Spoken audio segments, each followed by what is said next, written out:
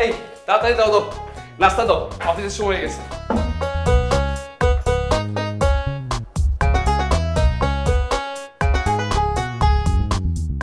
বাসায় কি কেউ আছে যে সকালের নাস্তাটা আমাকে একটু দিবে? হায় আল্লাহ, এখনো কেউ নাস্তা দেয় নাই? হ্যাঁ, দিবেই বাকি। এই বাড়িতে কি আমি ছাড়া আর কেউ আছে নাস্তা দেওয়ার? কত মানুষই তো আছে, চাইলেই তো দিতে পারে।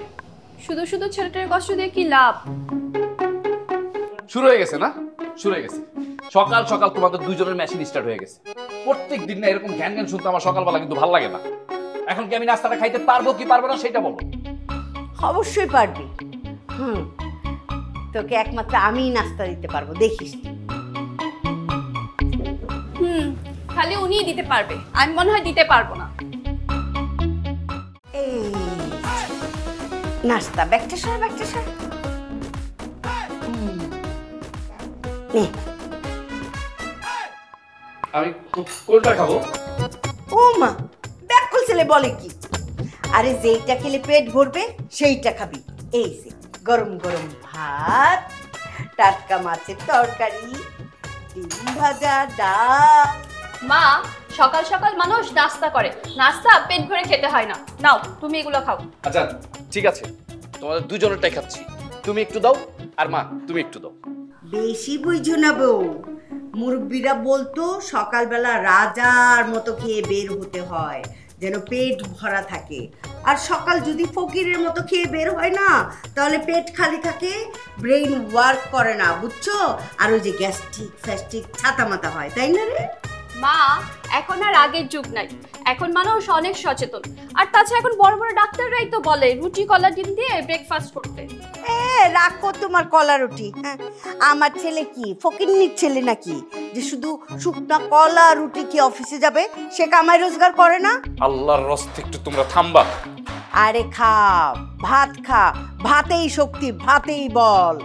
এই যে দেখ, এই খবরদার, এই 3 বেলা ভাত খাই খাই যদি তোমার পেট আর এক সুতা বাড়ে, তাহলে কিন্তু আমি সোজা আমার বাবার বাড়ি চলে যাব।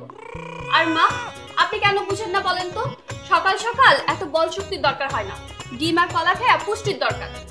থাক, আমার আর বুঝন লাগতো না, আমি বহুত বুঝছি।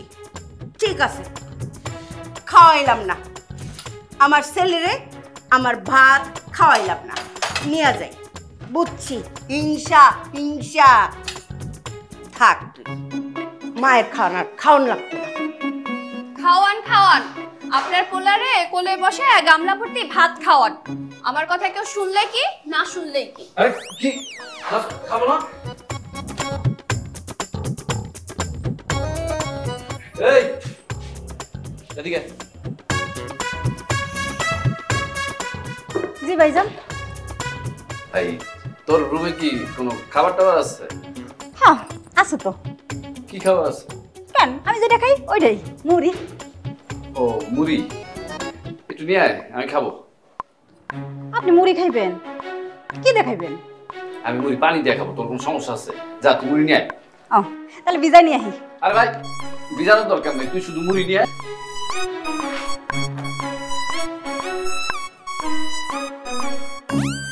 হ্যাঁ, বুঝতে পারছি। আমার ছেলের কপালে ওই শুকনা চিরামুড়ি আছে। আমি বাইসে থাকতেই আমার ছেলেটার কপালে অবস্থা।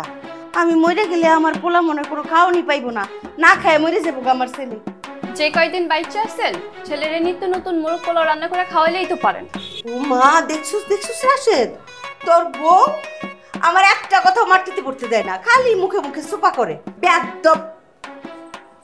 এই যে ভাইজান, মুড়ি নিয়ে আইছি। হ্যাঁ, আমার ছেলে মুড়ি খেয়ে জিন্দগি পার করতে হবে। আমার যে কত দুঃখ, আমার তো সন্তান, আমার তো পেট পড়ে, আমি তো পেটে ধরছিলাম। বউ স্বামীরে ভালোবাসলে আর কতটা ভালোবাসতে পারে? মায়ের মতো কি ভালোবাসতে পারে? শোনেন মা, আমার শ্বশুর আব্বারে আপনি যতখানি না ভালোবাসতেন, তার চেয়ে 1000 গুণে বেশি আমি আমার স্বামীকে ভালোবাসি। সে তো নিজ চোখেই দেখতে পাচ্ছি। হ্যাঁ, আমাদের জমানের মতো হইতে হইলে তোমার আরো 3 বার জন্মগ্রহণ করতে হবে। স্বামী ভক্তি কারে বলে আমার কাছ থেকে শিখতে হবে। আচ্ছা আম্মা, তোমরা সকালের নাস্তা নিয়ে যে ঝগড়াটা শুরু করছো না, আমার নাস্তা করা শেষ, আমার পেট ভরে গেছে। তোমরা কাজ করো, তোমাদের ঝগড়া শেষ করে যার যার রুমে চলে যাও, আমি গেলাম। সাবধানে যাইস বাবা। সাবধানে যাইও। বাবা কিছু একটা খায়া নিস। দেখলি বলছি না, ইচ্ছাধারী নাগিন, তার কারণে আজকে আমার ছেলেটা এই খালি পেটে অফিসে চলে গেল, দেখছো? খা মুড়ি খা।